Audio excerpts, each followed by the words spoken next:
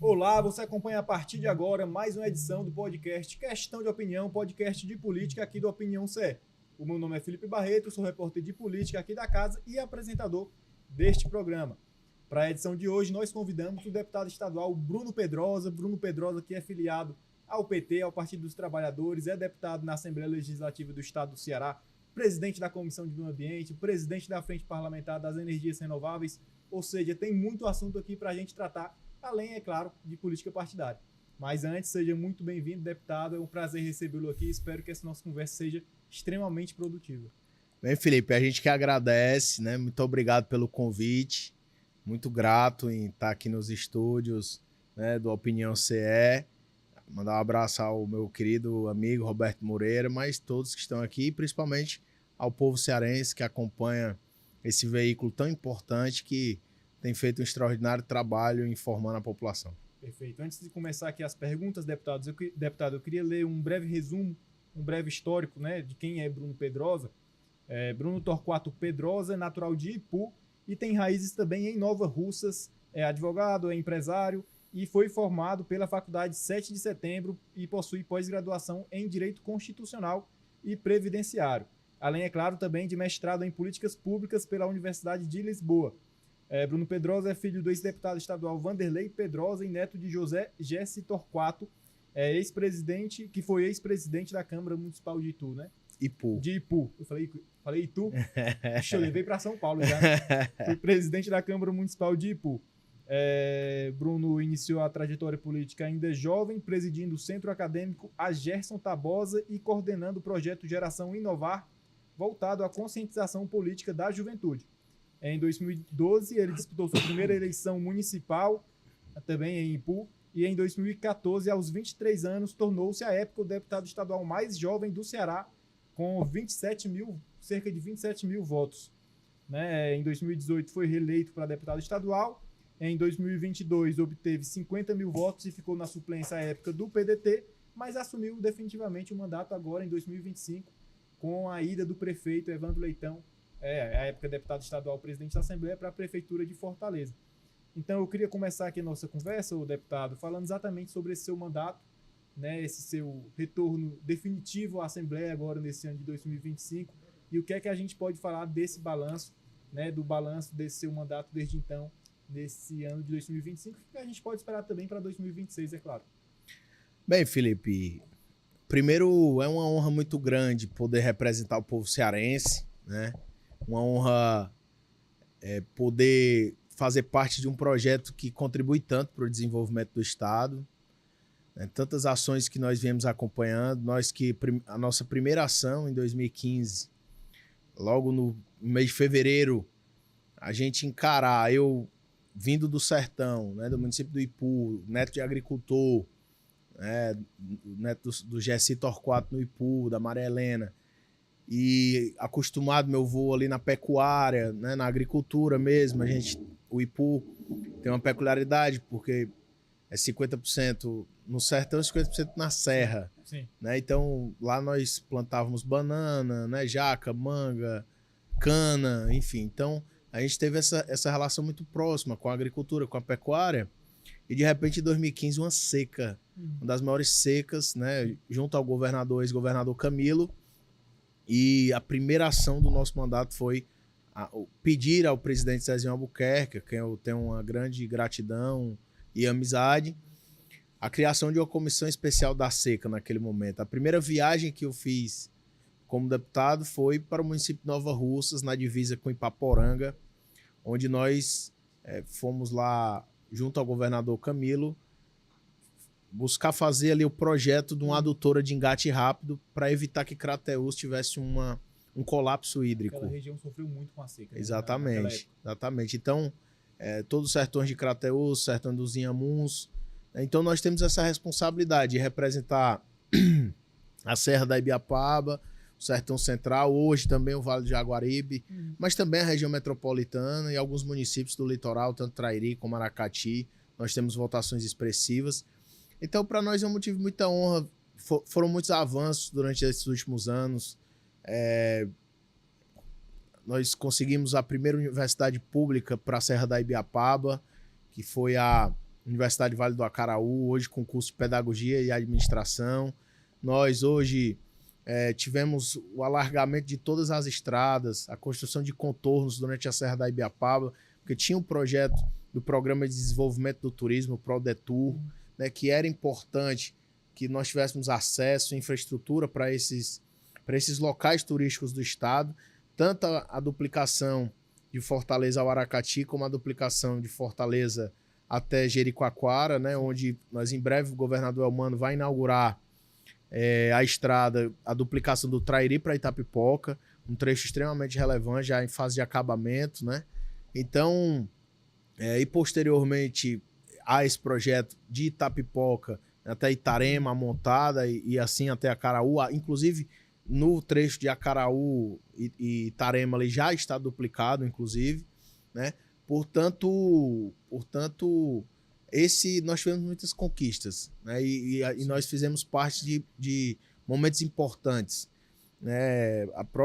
Eu estou no meu terceiro mandato, né? Estou com 35 anos, agora, né? Um ano de casado, né? Foi nos meus 35 anos, 12 anos dedicados à vida pública. Claro, houve essa candidatura a prefeito do município do Ipu, foi um grande aprendizado, né? Espiritual, um aprendizado político mesmo, de entender um pouco as necessidades da população, mas sem a responsabilidade de ir para uma campanha que tivesse que ser vitoriosa, né? Então, nós ficamos em 4º lugar naquela eleição de 6 candidatos. Então, e tantas outras conquistas que tivemos com o ministro Camilo, né? A Faculdade de Medicina em Quixeramobim, esse modelo que o ministro Camilo hoje, como ministro da Educação, formata, onde as faculdades ficam ao lado de hospitais, como a Universidade do Cariri, como a Unilab, que agora vai ganhar um curso de medicina no município de Redenção e Acarape, e onde você bota os alunos, onde você expõe os alunos a situações reais, mais próximo da população, você atende a população com atendimento médico acadêmico ali naquele ambiente, e você forma profissionais muito mais qualificados, muito mais preparados para aquilo que eles vão enfrentar ali no pós-formatura, né? Então, o ministro Camilo faz esse modelo. O Hospital da UES, que eu considero uma conquista extraordinária, né? O maior hospital da história do Ceará, mais de 800 leitos.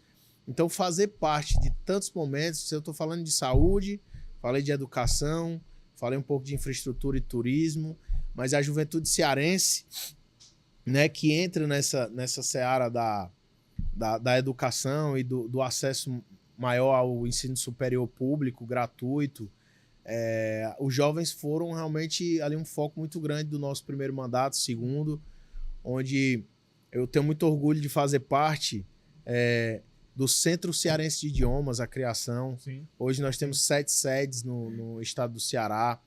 Hoje, poder fazer parte do ITA, né, poder trazer o ITA para o estado do Ceará, com o apoio do presidente Lula, a tomada de decisão política do ministro Camilo, do governador Elmano, é a união de esforços, a união e a reconstrução do nosso país. Deputado, o senhor está citando aí vários momentos políticos, várias ações, sim, na área da saúde, a questão da infraestrutura com as estradas, o senhor falou também de turismo, educação, né, que foram realizados por esse grupo governista enquanto o senhor deputado, né, o senhor vivendo esses momentos. Exato. Para esse ano agora de 2026, quais momentos o senhor acredita, o senhor quer viver junto a esse de ações sendo lançadas, de políticas anunciadas também para a população?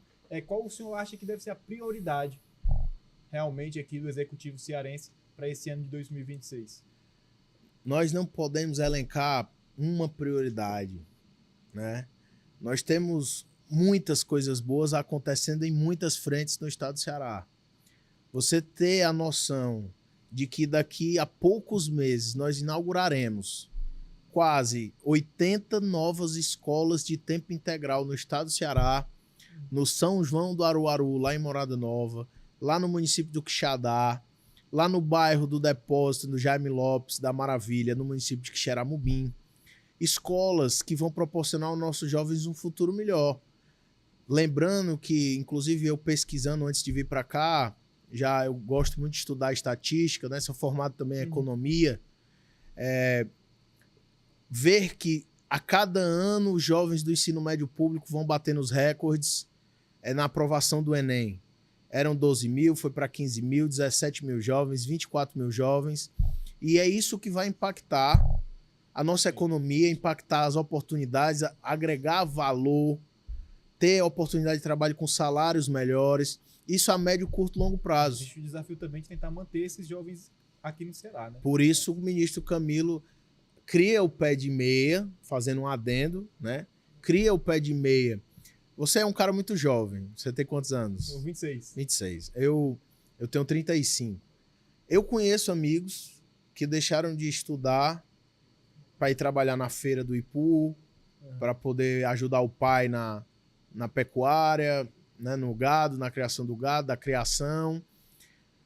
E muitos deles para ganhar R$200, R$300, ou muitas vezes apenas para ajudar o pai.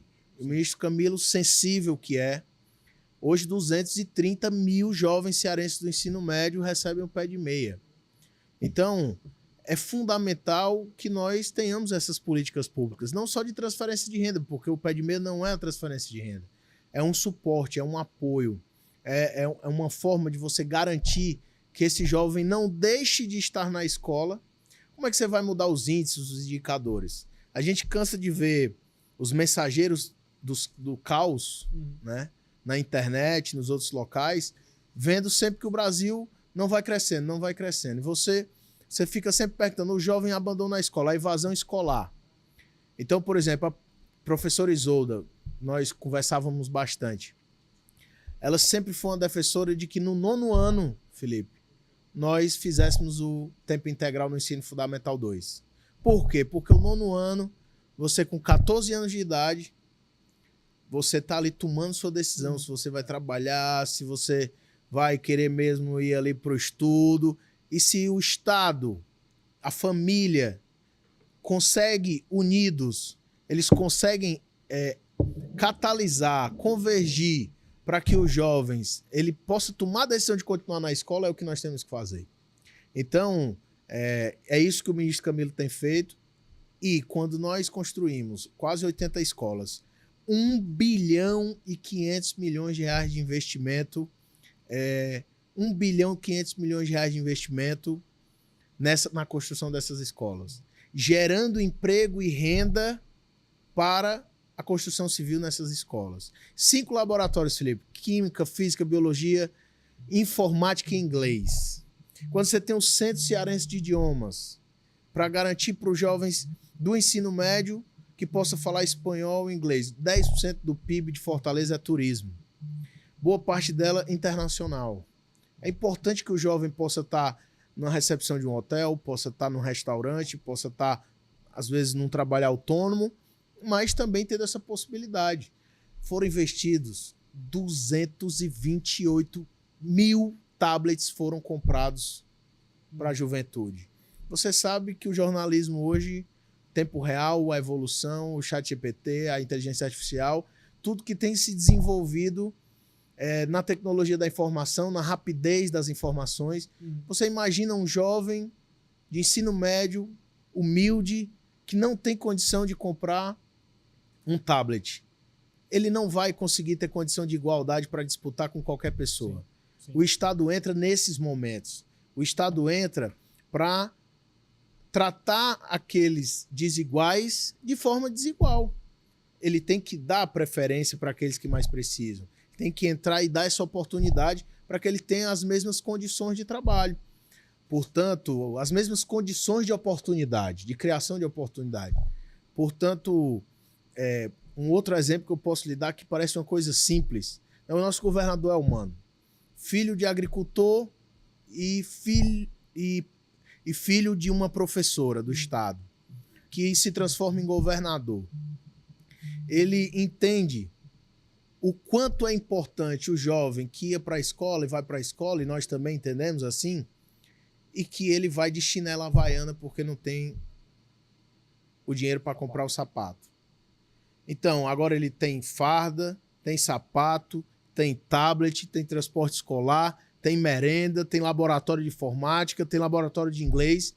E é assim que nós vamos tratar os jovens cearenses enquanto nós estivermos representando na Assembleia Legislativa do Estado de Ceará. O deputado, o senhor continua aqui citando as ações do governo, mas existe uma parte da oposição que critica. Lógico, a oposição, o papel dela é também dar as críticas, fornecer aí talvez alguns pontos, até inclusive para melhoria, né? Para essa discussão. Essa discussão é importante também entre a oposição e a base. Mas eu queria saber como o senhor vê essas críticas contundentes, muitas vezes, que a oposição faz aqui ao governo do Estado. O senhor falou aí na sua resposta sobre mensageiros do caos. Eu me pergunto, aqui na política do Ceará, existe algum mensageiro do caos? Existem vários, né? Mas principalmente marcado pelos mais jovens, né? Deputado André Fernandes, deputado Carmelo, pouco propõe para o desenvolvimento econômico do nosso Estado, pouco propõe para a criação de empregos no nosso Estado, pouco propõe para a melhoria da qualidade da educação pública, pouco propõe ou nada propõe para uma saúde de qualidade, nada propõe para a infraestrutura, que seja uma infraestrutura que proporcione ao país desenvolvimento, redução do custo do Brasil, ajuste na logística, né? Então, não há uma pauta ideológica, um conflito ideológico, um conflito do ódio, a pauta da desavença, da desunião das famílias, né? E muitas vezes usando o evangelho para fazer essa desunião, né? Então, mas ao mesmo tempo é importante que a população, que a oposição pudesse propor soluções, pudesse propor caminhos. E da mesma forma,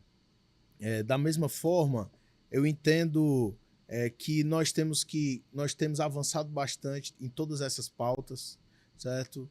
O PIB do estado do Ceará cresce 2 vezes o PIB do Brasil já há um bom tempo. Isso não é por acaso, Felipe. Isso são políticas públicas. O Ceará Cred, quando dá o crédito de 300 milhões, um fundo sem juros, para que as mulheres possam empreender, para que o cidadão da periferia possa empreender. Pega ali R$3.000 parcelados, sem juros, para montar o seu negócio, para montar uma barraca para vender pratinho, para poder churrasquinho, né? Sorvete, açaí. Então é assim que nós vamos movimentando a economia, criando oportunidades. Agora, é inaceitável que os políticos usem a tragédia da população, a tragédia da criminalidade, como palanque eleitoral. Então não é possível que, se você observar São Paulo e Rio de Janeiro, São Paulo governado por um partido aliado, né, dos que eu citei, sim. E o Rio de Janeiro pelo partido, pelo PL, né, e absolutamente comandado pela criminalidade, o Rio de Janeiro e São Paulo.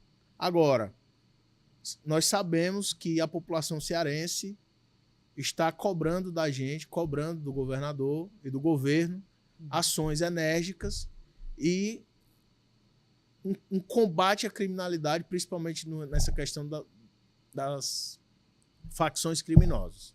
E o que é que acontece? Nós somos o único estado que temos uma vara no Poder Judiciário especial para o combate às organizações criminosas.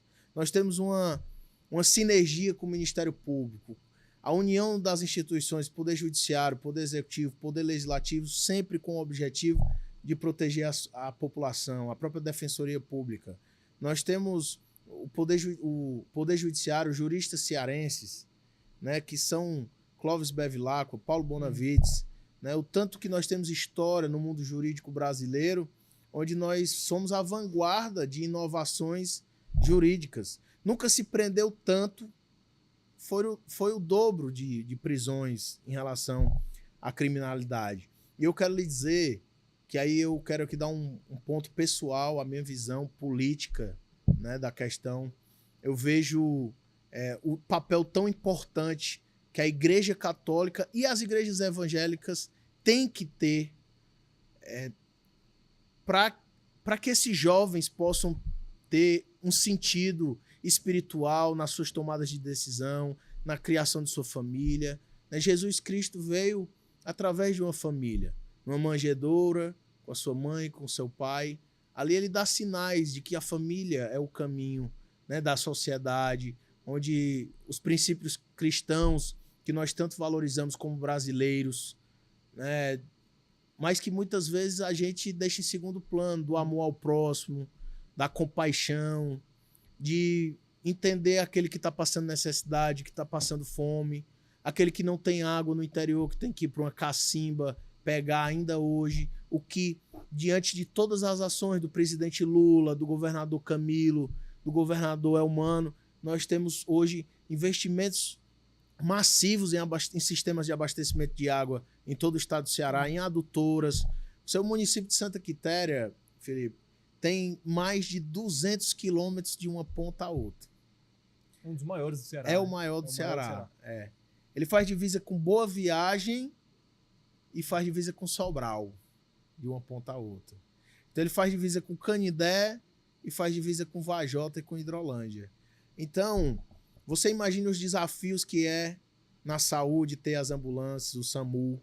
Você imagina o desafio que é ter o abastecimento de água nessas comunidades, né? Então, nós defendemos essas ações, nós defendemos esse projeto, esse programa de dar atenção àqueles que mais precisam em todas as áreas. E na segurança pública, o governador tem investido em mais armamento, agora pela primeira vez, viaturas semi-blindadas, né? Mais de 200, as viaturas da Lei Maria da Penha. Salvo engano, eu depois pesquisa esse dado, tem um percentual grande da população carcerária hoje que vem de crimes contra a mulher, né? Então, isso é algo que nós temos que, juntos, né, de combater absolutamente o feminicídio. Que foi proposto pelo deputado federal, pelos deputados federais do PL, para combater a progressão de regime no Brasil. O que foi proposto para endurecimento do Código Penal, do Código de Processo Penal. Então, tudo isso tem que ser avaliado pela população. Agora, a gente fica discutindo coisas, muitas vezes, irrelevantes na internet. A tragédia das pessoas, infelizmente, comove, e isso faz com que haja uma atenção especial de muita gente nesse sentido. Mas eu sempre digo para alguns amigos meus, né? Inclusive que às vezes a gente tem um debate político, um embate político, eu digo, você já foi na Transnordestina? Mas não, nunca fui.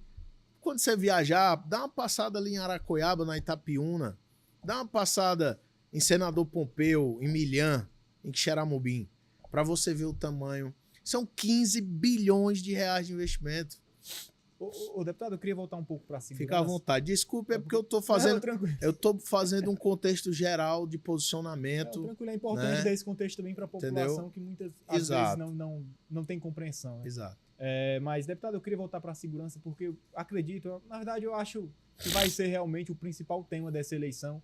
Né? Você vê já o governador se posicionando de forma muito forte em relação à segurança, também a própria vice-governadora Jade também, né? Todos os deputados que compõem a base aliada, mas eu queria saber como o senhor vem analisando, avaliando as recentes falas também, né? Porque as ações o senhor já citou, mas eu queria saber também das falas do governador Elmano, porque ele tem aparentemente endurecido realmente aí a sua fala contra em relação à segurança pública, né? Ele disse, por exemplo, que um policial entre um policial e um bandido, 1000 vezes a vida do policial, né? Que o policial, nesse caso, o bandido, ele não teria problema e o bandido sair morto em confronto entre o policial e o bandido. Então, eu queria saber como o senhor avalia essas falas do governador, endurecendo realmente aí a fala em relação à segurança pública. Olha, primeiro, como eu falei, em relação ao papel, eu não consigo entender de outra forma, do papel das igrejas, né, nesse combate à criminalidade, na conscientização da nossa juventude. do papel do cristianismo, porque os valores estão se perdendo.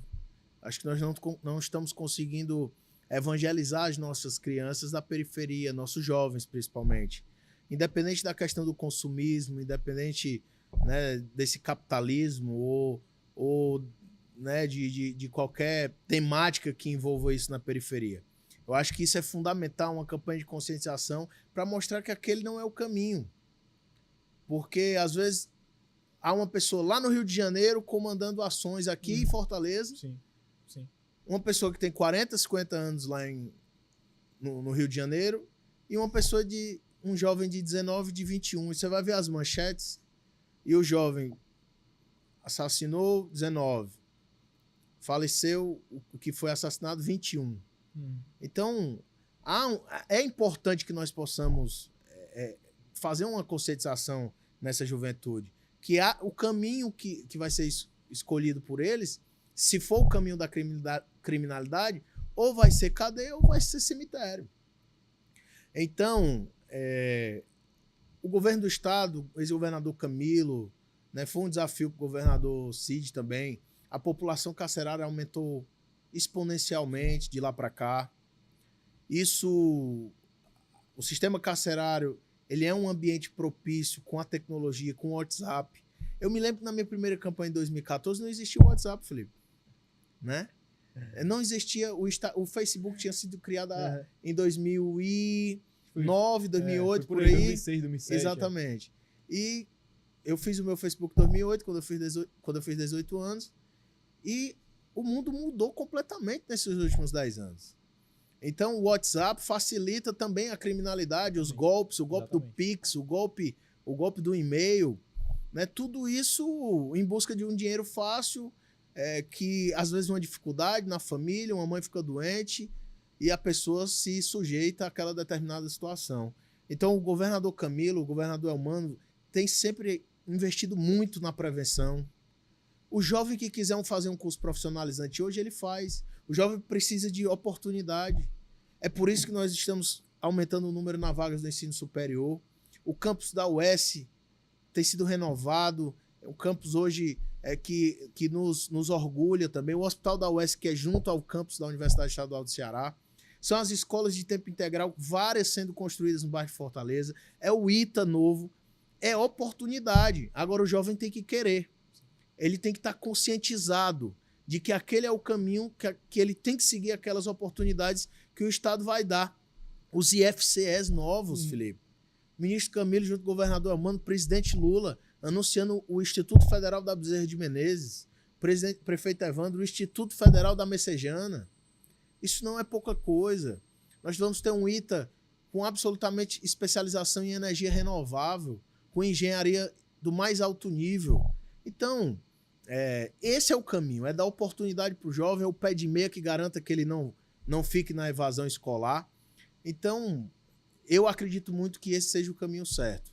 Agora, nós precisamos estar mais perto da juventude, estar mais perto das pessoas que moram na comunidade, nós empoderando as pessoas, os líderes da comunidade, os líderes do bem, dando força política, dando força de execução de política pública, é que nós vamos construir um mecanismo de proteção para que esse jovem não possa ser captado por más intenções. Deputado, o senhor já havia falado, mas falou novamente agora nessa última resposta sobre o papel das igrejas, né, nessa conscientização junto aos jovens. Isso é o que eu defendo pessoalmente. Sim, tanto a católica quanto a evangélica. Isso parte muito, logicamente, dessas próprias instituições, mas o poder público tem como talvez catalisar. Fazer uma ação, um projeto, ter o diálogo. O senhor já pensa em alguma iniciativa, seja pelo legislativo ou para apresentar para o governador, para as prefeituras que o senhor faz, que tem aliança também? Eu estou trabalhando nisso. É um tema que tem me movido bastante ultimamente, viu, Felipe? Nós ficamos entre os 7 deputados que mais apresentamos projetos. Apresentamos, mas que foram aprovados. Tem deputado que diz que apresentou 1000 projetos, mas quase nenhum foi aprovado. E o que foi aprovado não teve impacto real na vida das pessoas. Então, deputado de oposição, né? Então, eu creio que eu estou trabalhando nisso, tem me movido muito, tenho tido assim, muito chateado, né, de ver essa preocupação da nossa sociedade com a segurança. E nós fomos legitimados, fui eleito por 52 mil cearenses, né? Então, me sinto legitimado. Eles nos colocaram lá para isso, para que, se fosse fácil, não precisava ter uma eleição para que a gente apresentasse nossas ideias, para que nós nos apresentássemos, que nós andássemos todo o estado do Ceará, para a população escolher 46 representantes estaduais, para que nós pudéssemos formular políticas públicas, pensar em soluções. E é isso que nós temos feito no Poder Legislativo, com o presidente Romeu, mas nós temos visto o papel fundamental do governador em capitanear esse processo, capitanear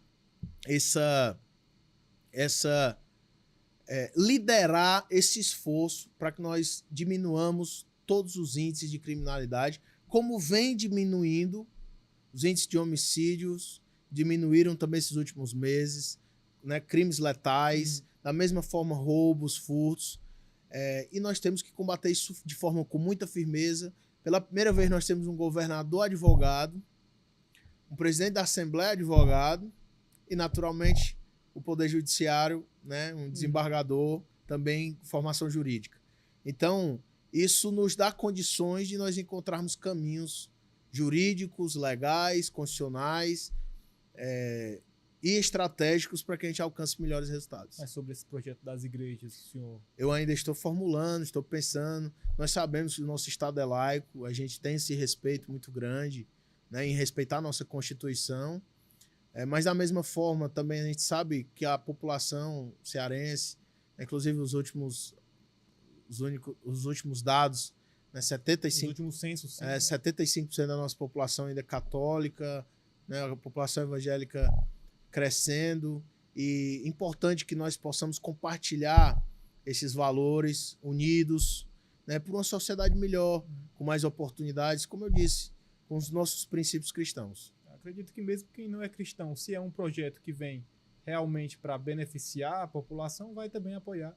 Exato, e inclusive esse esses dados, né? Eu falei dos cristãos, obviamente respeitando a todas as outras opções religiosas de cada cearense. Deputado, eu quero também comentar sobre uma frente parlamentar que o senhor preside lá na Assembleia, que é a Frente Parlamentar das Energias Renováveis. Né? O Ceará está nesse momento realmente de transição energética, ele está quase que liderando, acho que meio que liderando, né, a transição energética aqui no Brasil.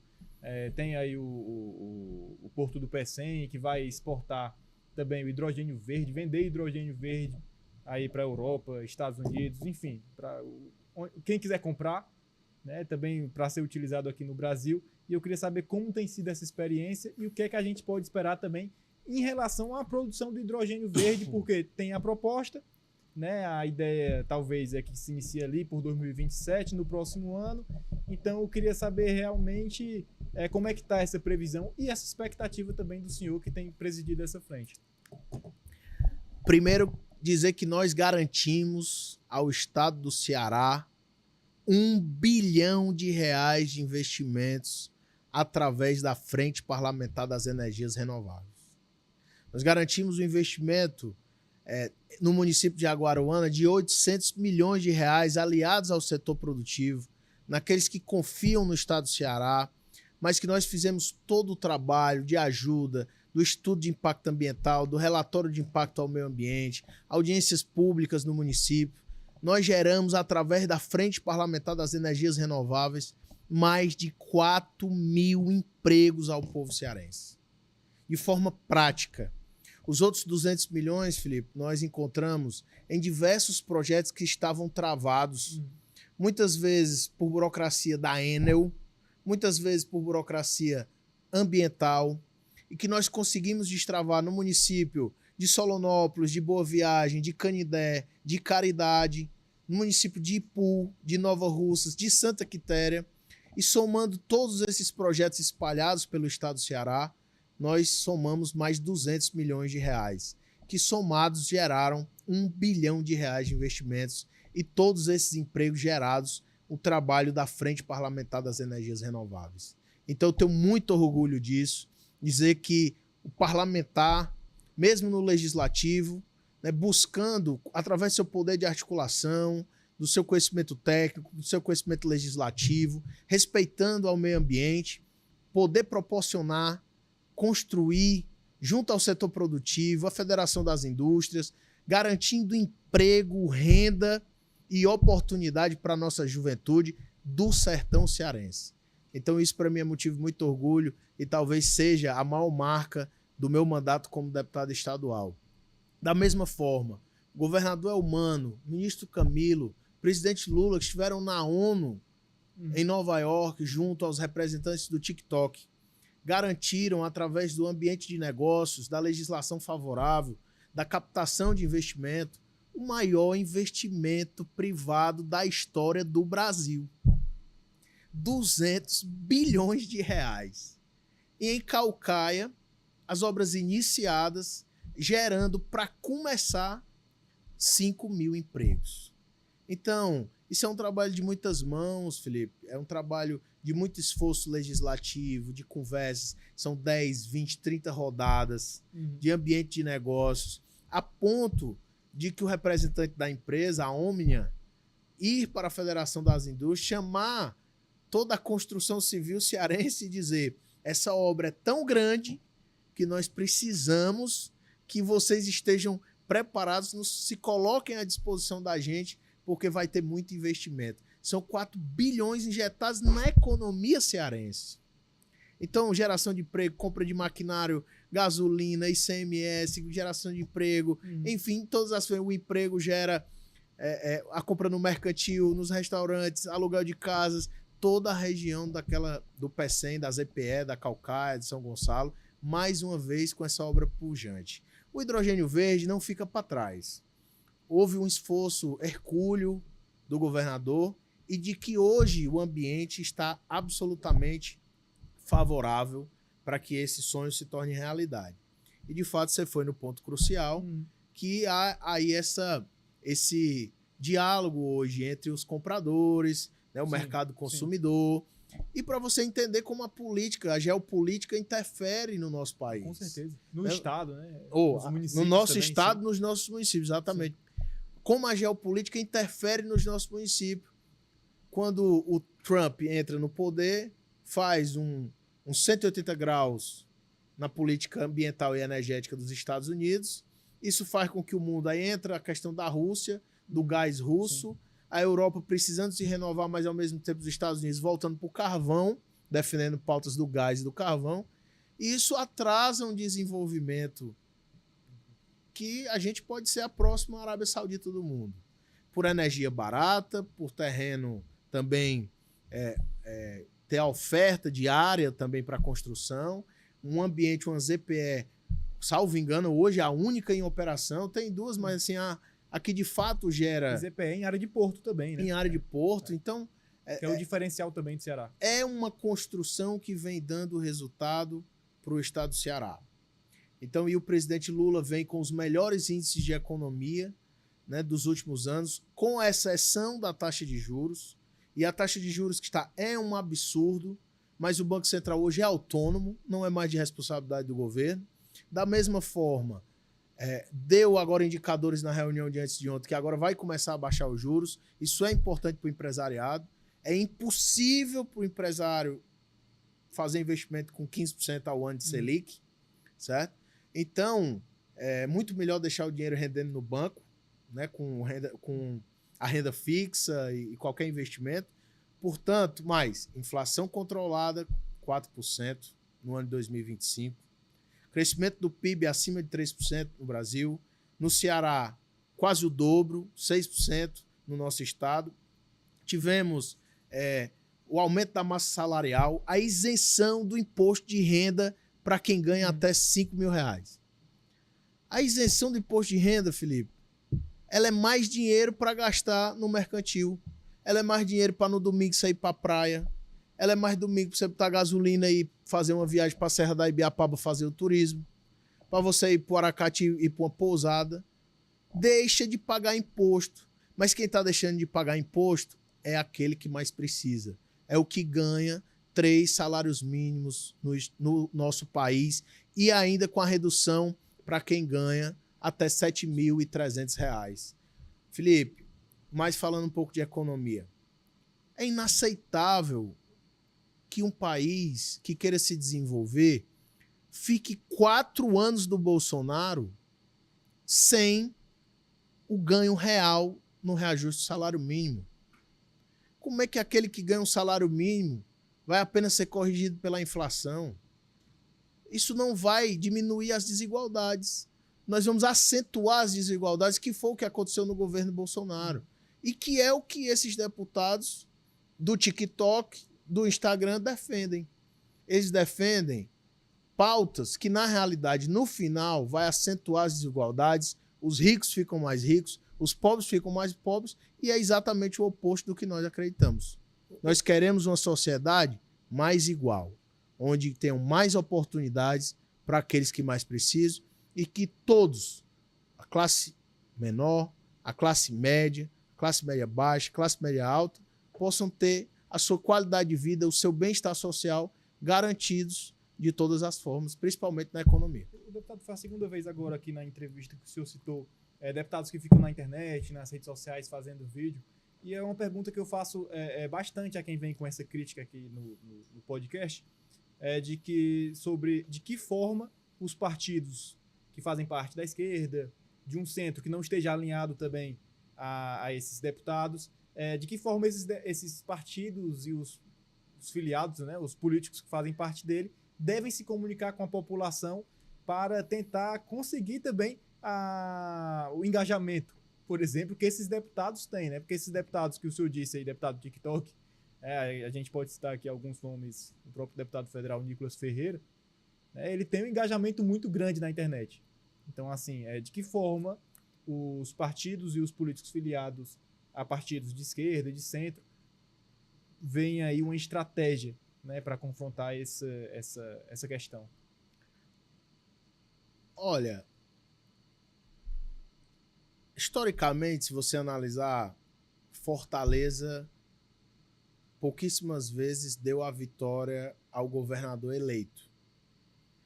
Então, nós temos um trabalho, eu, por exemplo, falando na minha pessoa, 66%, 2/3 da minha votação é no interior do estado.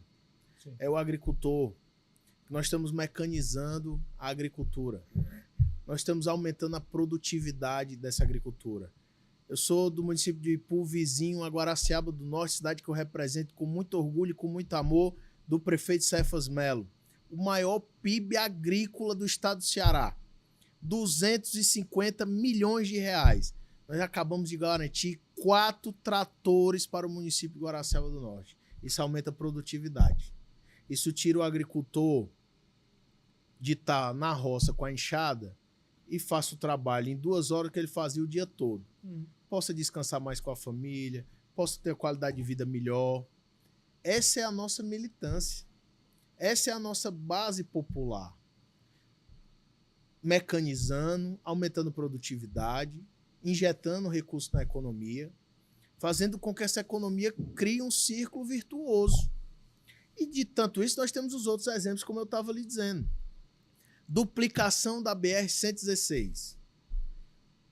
Qual foi o investimento que houve aqui do governo Bolsonaro? E eu faço questão de dizer que muitos respondem o viaduto do município do Horizonte e o viaduto do município do Tianguá. Qual foi o investimento público de grande escala que houve no governo anterior? Quantos empregos foram gerados na infraestrutura, no gasto público, no investimento público do governo anterior? Não há. E por isso é uma soma. E nós temos a função na economia do PIB, meu caro amigo Felipe, que é justamente os gastos governamentais, o investimento das empresas, o consumo das famílias. E é isso que faz crescer a economia. E aí, os opositores do TikTok ficam incrédulos quando aumenta o PIB. Aumentou o PIB? Como é que o PIB aumentou 6%? Como é que a economia está melhorando? Então, a resposta são políticas públicas assertivas, com o público-alvo, aumentando produtividade, dando oportunidade para quem quer, garantindo ao jovem que o tempo integral esteja disponível para quem quiser. Agora, ele tem que querer. Então, a saúde pública, que tem as dificuldades, Fortaleza hoje tem 30% da nossa população do estado, 25%. 25% da população do nosso estado, região metropolitana, 35%. Portanto, são desafios estruturais onde o hospital da UES vem, onde o novo hospital da UFC vem para poder sanar todas essas ações. Portanto, essa é a nossa base política no interior do estado, trabalhando, né, dando entregas. E em Fortaleza, especificamente, nós temos essa preocupação da população, que nós temos os dados com a segurança pública, que é onde o governador Elmano, nós já conversamos sobre o assunto, né, tem se dedicado pessoalmente para que isso esteja alcançado, né, seja satisfatório para a nossa população. É engraçado, por exemplo, Felipe, nas pesquisas, no interior, por exemplo, as pesquisas elas são totalmente diferentes na região metropolitana e no interior. Sim. Cada região tem as suas demandas, né? Mas separando somente em metropolitana e interior, você sabe qual é a principal demanda da população no interior? Saúde? Emprego. Por isso, obras de infraestrutura. Por isso, a Transnordestina, investimento público. Você não lembra da teoria do Keynes, em 1929, na quebra da Bolsa dos Estados Unidos? Passaram-se 3 anos ainda sem o Estado intervir na economia. E o Keynes fala uma frase célebre que o Estado tinha que pagar aos trabalhadores para cavar um buraco e pagar de novo para ele tampar o buraco. O mesmo buraco. Mas por quê? Só para injetar dinheiro na economia. Para dar oportunidade para a juventude, né? Para dar oportunidade para os trabalhadores. Porque isso vai fazer com que a economia se mobilize. Nós temos, hoje, nós somos exemplos de gestão. Isso me dá muito orgulho, porque eu acompanho de perto, eu vejo o secretário Fernando Santana, nosso governador, na gestão dos recursos hídricos. Diga-se de passagem, o corpo técnico, toda a secretaria, né, que são servidores públicos concursados de longas datas, inclusive pessoas que já foram ministros da integração nacional. A duplicação do Eixão das Águas é uma obra monumental. Portanto, essas ações que eu citei, BR-116, o ITA, o Eixão das Águas, a duplicação, o Cinturão das Águas, a Transnordestina, 15 bilhões, esse é o papel fundamental do caminho do progresso, do caminho do desenvolvimento, do caminho para que a nossa sociedade esteja mais bem estruturada, com bases sólidas de desenvolvimento. O deputado, a gente está chegando aqui perto do fim da entrevista, mas eu queria falar também sobre eleição. Eu queria perguntar aqui para o senhor sobre o seu mandato, se o senhor pretende aí continuar como deputado estadual, pretende concorrer a uma reeleição a deputado estadual, mas queria perguntar também sobre uma questão muito importante, que é a chapa do Senado. Aqui na base governista, a base governista aqui no Ceará tem discutido muito quem vão ser os representantes desse grupo. Tem uma discussão aí entre os partidos, o PSB quer também uma vaga, o PSD quer, o MDB também, tem a questão também do União Brasil, que pode chegar aí também e integrar a base do governo, mas tem o PT também com o Guimarães, que a gente sabe que é o nome próximo ao presidente Lula, e mesmo que o PT já tenha a cabeça da chapa, isso pode acabar influenciando. É um deputado federal líder do governo Lula, e o Lula, quando o Lula descer aqui no Ceará e falar que talvez o candidato dele seja o Guimarães, isso pode influenciar todo o cenário. Então, como é que o senhor vem avaliando também essa disputa para o Senado? Bem, primeiro eu posso aqui expor a minha opinião, né, do que eu acredito de fato, mas eu particularmente tenho uma disciplina muito grande em me ater às decisões do partido que eu faço parte, né, mas fazendo uma análise mais abrangente. Acho que o senador Cid é uma peça fundamental para continuar esse projeto como senador, né? Eu acho que ele é importantíssimo nesse projeto, mas do ponto de vista interno, eu já expus isso publicamente, você estava lá em Xeramubim na sexta-feira. O deputado Guimarães, nós que o conhecemos pessoalmente, conhecemos ele de perto e convivemos com o deputado Guimarães, é um deputado de 5 mandatos, é líder do governo do presidente Lula. O ministro Camilo tem trabalhado sempre ao lado para aprovar pautas importantes, como eu já citei, da isenção do imposto de renda, do aumento do salário mínimo, do novo Plano Nacional de Educação e tantas pautas que já foram aprovadas do presidente Lula. Então, o deputado Guimarães é alguém que dedica sua vida ao povo cearense. Ele dedica os seus 7 dias da semana, 24 horas por dia ao povo cearense. Portanto, eu enxergo no deputado Guimarães um grande representante para o Ceará no Senado Federal. O deputado Guimarães tem todos os predicados, né, de história, de luta, junto à agricultura familiar, junto aos movimentos sociais, à cultura. Foi um deputado agora que destinou recursos para quase 100 municípios do estado do Ceará receberam recursos do deputado Guimarães, independente de partido, independente de apoio político. Portanto, mas obviamente que nós vamos respeitar a decisão, né? Eu quero aqui dizer que eu defendo o nome do deputado Guimarães para o Senado Federal, mas nós vamos respeitar dentro desse arco de alianças. De fato, nós temos grandes nomes, né? O Chiquinho Feitosa, o senador Eunício Oliveira, fez muito como presidente do Senado, garantiu recursos para obras no município de Crateús, na região do Sertão de Crateús, para o metrô de Fortaleza, que está andando, está avançando. Muito importante essa pauta da Secretaria de Infraestrutura. A economia que o secretário Hélio de Infraestrutura fez ao entrar no Mercado Livre foram quase 15 milhões de reais economizados por uma energia mais barata dos cofres públicos, do dinheiro do povo cearense. Portanto, né, como eu disse, temos o Chiquinho Feitosa, temos o senador Eunício, né, são vários candidatos que têm grandes condições, que têm serviço prestado, o senador Cid Gomes, o próprio deputado Moses, né, uma liderança jovem, né, talentosa, inclusive, da região norte do estado do Ceará.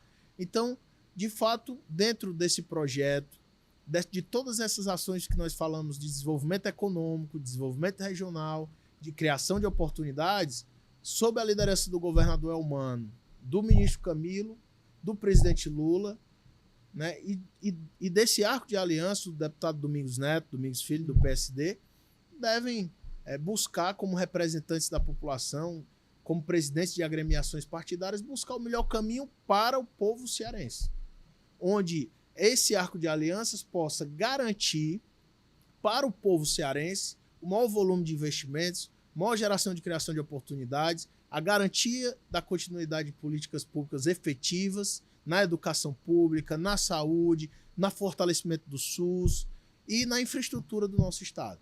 Portanto, eu acho que isso tem sido conduzido muito bem nos últimos anos e eu acho que tem um momento certo de se sentar. Inclusive, a oposição é que só fala em eleição todo dia. Eu não defendo isso, mas há pessoas que defendem que nós possamos discutir mais sobre isso no dia a dia, porque quem está na oposição não tem a responsabilidade de gestão, né? Quem está na gestão tem várias nuances, preocupações que você tem que estar lidando todo dia. Você não pode ficar pensando em eleição. Mas, muitas vezes, na internet parece que todo dia é uma guerra eleitoral. E é uma guerra de narrativas, uma guerra de discursos e principalmente com pautas rasas. Se nós conseguirmos, dentro das redes sociais, pautas mais profundas, pautas onde nós possamos discutir com propriedade, com base técnico-científica, dentro das redes sociais, mas ao mesmo tempo agradando agradando o eleitor, o seu seguidor, é de fundamental importância que nós conscientizemos as pessoas do fortalecimento da sua participação política, da sua participação popular, e assim a gente fortaleça a democracia. Então, assim é que eu acredito que nós possamos construir um projeto cada vez mais consolidado e cada vez mais importante para o povo cearense. Eu tenho um líder maior, nosso Senhor Jesus Cristo. Eu me norteio por nosso Senhor Jesus Cristo. E eu tenho um valor inegociável, que é com o povo cearense. Os meus valores eu tenho como responsabilidade, honra de ser deputado estadual, muita honra. Hoje eu sou o segundo mais jovem, o terceiro mais jovem deputado estadual ainda. E né, acabei de ter um filhinho, botei o nome dele de José, em homenagem ao estado do Ceará, né, em homenagem aos meus 2 avós, que também são Josés. Então, eu me sinto muito orgulhoso, muito honrado por representar o povo cearense na Assembleia. E também no dia que, se Deus decidir, que o povo cearense decidir que seja para que nós tomemos outro rumo, alçar um outro voo, alçar um outro Brasília, voo. talvez. Não diria isso. Eu acho que tá, né, muito prematuro, mas dizer que o mais importante é que enquanto você está legitimado naquela cadeira, você tem que dar o seu máximo. E o que a população quer é entrega de resultado, é melhoria de vida, é uma sociedade mais segura, quer paz, é uma sociedade com educação, com saúde e qualidade. E é isso, com infraestrutura. E é isso que nós queremos deixar de legado como parlamentar, nas energias renováveis, no meio ambiente. E para concluir a minha fala do meio ambiente, Felipe, todos nós deputados na Assembleia, geralmente nós procuramos os colegas e o presidente para dizer, rapaz, eu tenho interesse nessa pauta e tudo. E como eu estava muito focado nas energias renováveis, eu estava muito tranquilo. E de repente, o presidente Romeu Aldigueri me liga, né? Me lembro, era umas 10 horas da noite, mais ou menos. E, olha, eu tenho uma missão para você. O que foi, presidente? A Comissão de Meio Ambiente. Pô, uma honra, né? Sim. Uma honra, desenvolvimento semiárido, que nós acrescentamos Comissão do Meio Ambiente, desenvolvimento semiárido e mudanças climáticas.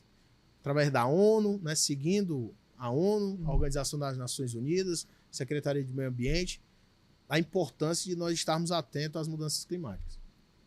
Então, ao contrário de muitos deputados, eu fui convidado para ser, e depois eleito pelos meus pares, para ser presidente da comissão. E o presidente Romeu, ex-superintendente da SEMAS, ex-superintendente do IBAMA, pauta ligada ao meio ambiente, nós construímos juntos, hoje, um arcabouço legal dos mais modernos da legislação ambiental nos estados do Brasil. Nós temos hoje o controle das agências de meio ambiente municipais, que foram criados novos critérios para que muitos municípios estavam emitindo licenças ambientais sem qualquer critério, e nós criamos essa lei junto ao presidente Romeu Aldigueri. Nós, depois de 14 anos, aprovamos o zoneamento econômico e ecológico da zona costeira do estado do Ceará.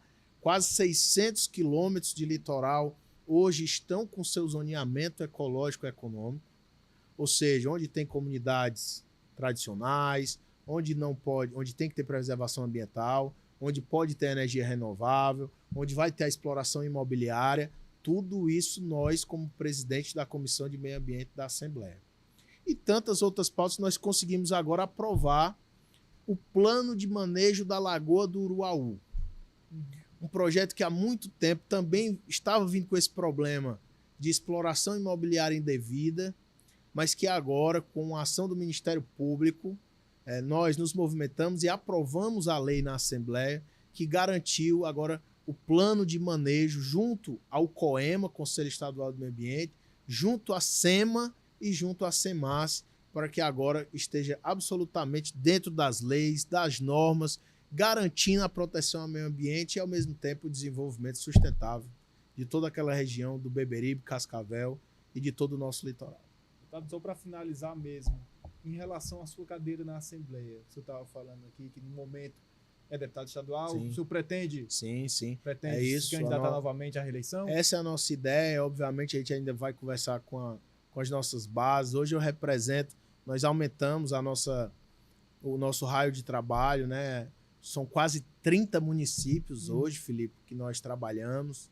Então, é muito trabalho, né? Vindo de Jaguaribe, Alto Santo, Morada Nova, toda a região do Vale de Jaguaribe, Russas, Palhano. Estive com o governador inaugurando o estádio antes de ontem, em homenagem ao ex-prefeito do município que faleceu na Covid, na pandemia, o prefeito Dinho, né? No litoral, no Aracati, também no município do Trairi, na região metropolitana muito forte, né? Com o vereador Emanuel Acrísio, com o vereador professor Enilson, com o vereador Juninho Aquino, lá do bairro de Jardim Iracema, e tantos outros amigos que fazem parte do grupo de apoio do nosso trabalho, isso já de muitos anos, né? São 8, 10 anos de aliança política com essa turma, Xeramubim, Quixadá, Redenção, onde hoje a minha esposa é de Redenção, do Maciço do Baturité, então hoje eu tenho o apoio de grandes amigos, mandar um beijo para minha esposa, Maria Tereza, e para o José, que está em casa. Um beijo, meu amor, lá de Redenção. Então, hoje nós representamos o Maciço do Baturité. Eu fui o segundo deputado mais votado do município de Baturité, né? E a minha região, onde eu, né, Ipu, Nova Russas, Guaraciaba, São Benedito, Ibiapina, Santa Quitéria, Canindé, Caridade, ou seja, Madalena, é um leque de trabalho muito grande, mas com muita honra, Felipe.